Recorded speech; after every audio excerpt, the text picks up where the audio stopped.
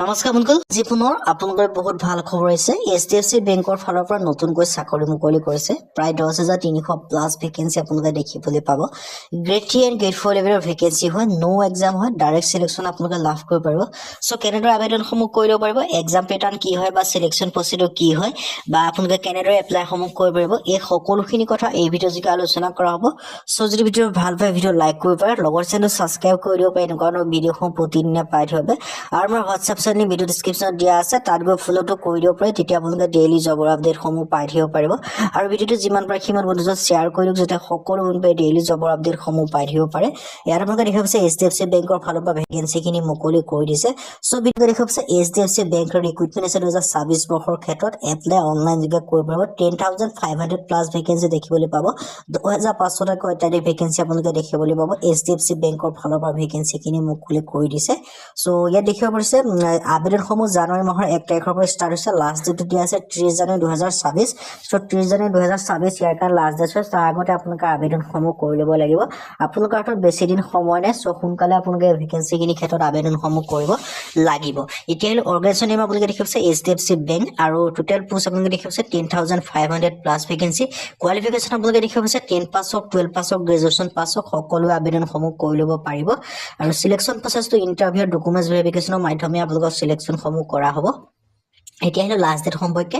Last date আৰু online apply দেখা পাইছে 30 জানুৱাৰী 2026। ইয়াৰ কাৰণে লাষ্ট ডেট হৈছে 30 জানুৱাৰী আগতে আপোনালোকে আবেদনসমূহ কৰিব লাগিব। 30 জানুৱাৰী ইয়াৰ কাৰণে আপোনালোকে লাষ্ট ডেট হৈছে, তাৰ আগতে আবেদনসমূহ কৰিব লাগিব। এপ্লাই ষ্টাৰ্ট ডেট দেখা পাইছে 1 জানুৱাৰীৰ পৰা আবেদনসমূহ ষ্টাৰ্ট হৈছে। লাষ্ট ডেটো দিয়া আছে 30 জানুৱাৰী। 30 জানুৱাৰীৰ আগতে ভেকেঞ্চিখিনিৰ ক্ষেত্ৰত আপোনালোকে আবেদনসমূহ কৰিব লাগিব। আৰু ইয়াৰ এপ্লিকেশ্যন ফিছৰ ক্ষেত্ৰত জেনেৰেল OBC EWSৰ কোনো এপ্লিকেশ্যন ফিজ নাই। SC SC PW আদাৰ্ছৰ কোনো এপ্লিকেশ্যন ফিজ নাই। মোড অফ পে'মেণ্ট আপোনালোকে অনলাইন যোগে কৰিব লাগিব। পোষ্ট নেমখিনি আপোনালোকে দেখিছে ভেৰিয়াছ পোষ্ট আছে। ভেকেঞ্চি আছে 10,500 প্লাছ ভেকেঞ্চি। এডুকেশ্যন কোৱালিফিকেশ্যন 10 পাছ হওক, 12 পাছ হওক, গ্ৰেজুৱেশ্যন পাছ হওক, সকলোৱে আবেদনসমূহ কৰি ল'ব পাৰিব। 10 পাছ কৰিলেও পাৰিব, 12 পাছ কৰিলেও পাৰিব, আৰু গ্ৰেজুৱেশ্যন পাছ কৰিলেও আপোনালোকে এই ভেকেঞ্চিখিনিৰ ক্ষেত্ৰত আবেদনসমূহ কৰি ল'ব পাৰে। চ' এই ডিটেইলছখিনি আপোনালোকে ধুনীয়াকৈ দেখিব পাৰিছে। চ' আপোনালোকৰ এটা বিগ অপৰচুনিটি আহিছে। 10 পাছ, 12 পাছ, ডিগ্ৰী পাছ সকলোৱে ভেকেঞ্চিখিনিৰ ক্ষেত্ৰত আবেদনসমূহ কৰি ল'ব পাৰিব। আৰু ইয়াৰ ক্ষেত্ৰত আপোনালোকে ধুনীয়া হৈছে HDFC বেংক ভেকেঞ্চি ৰিক্ৰুটমেণ্ট আপোনালোকৰ বাবে মুকলি কৰি দিছে। চ' ইয়াৰ দেখিব পাৰিছে 10 পাছ হওক, 12 পাছ হওক, গ্ৰেজুৱেশ্যন পাছ হওক, সকলোৱে আবেদনসমূহ কৰি ল'ব পাৰিব।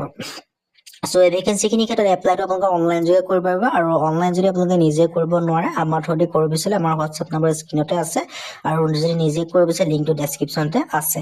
এতিয়ালৈ কি ভেকেঞ্চি ইয়াত আপোনালোকে দেখিবলৈ পাব। এডমিনিষ্ট্ৰেশ্যন আছে, এনালাইচিছ আছে, এছিষ্টেণ্ট মেনেজাৰ আছে, ব্ৰাঞ্চ মেনেজাৰ আছে, বিজনেছ ডেভেলপমেণ্টৰ ভেকেঞ্চি আছে, ক্লাৰ্কৰ আছে, কালেকশ্যন অফিচাৰ আছে। এনেকৈ আপোনালোকে বহুখিনি ভেকেঞ্চি দেখিবলৈ পাব। Customer relationship manager, finance manager, accountant, আৰু আপোনালোকৰ PO, আৰু আপোনালোকৰ এনেকৈ বহুখিনি ভেকেঞ্চি দেখিবলৈ পাব। পিয়ন চকীদাৰৰ পৰা আদি কৰি সকলো ধৰণৰ ভেকেঞ্চি আপোনালোকে দেখিব পাব। PO, IT manager, head of অপাৰেশ্যনৰ পৰা আদি কৰি 10 পাছ, 12 পাছ, ডিগ্ৰী পাছ লেভেলৰ আপোনালোকে ভেকেঞ্চি দেখিবলৈ পাব।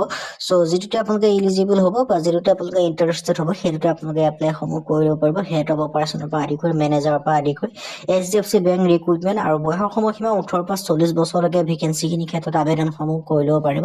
18 পৰা 40 বছৰলৈকে ভেকেঞ্চিৰ ক্ষেত্ৰত আবেদনসমূহ কৰি ল'ব পাৰিব। লগতে আপোনালোকে এজ ৰিলেক্সেশ্যনসমূহ লাভ কৰিব পাৰিব। SC SC ক্ষেত্ৰত 5 বছৰকৈ, OBC ক্ষেত্ৰত 3 বছৰকৈ, PWBD ক্ষেত্ৰত 10 বছৰ পৰ্যন্ত এজ ৰিলেক্সেশ্যনসমূহ লাভ কৰিব পাৰিব।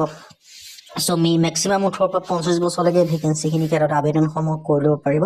আৰু ইয়াৰ ক্ষেত্ৰত আপোনালোকৰ যিটো আবেদনসমূহ কৰিবলৈ মই আকৌ এবাৰ জনাই দিব বিচাৰিছোঁ, আবেদনসমূহ যে আপোনালোকে নিজে কৰিম বুলি ভাবিছে, লিংকটো ডেছক্ৰিপশ্যনতে আছে, সেই লিংকৰ থ্ৰুদি গৈ কৰিব পাৰিব। আজিলৈ সিমানে। যদি ভিডিঅ'টো ভাল ভিডিঅ' লাইক কৰিব, লগৰ চেনেলটো ছাবস্ক্ৰাইব কৰি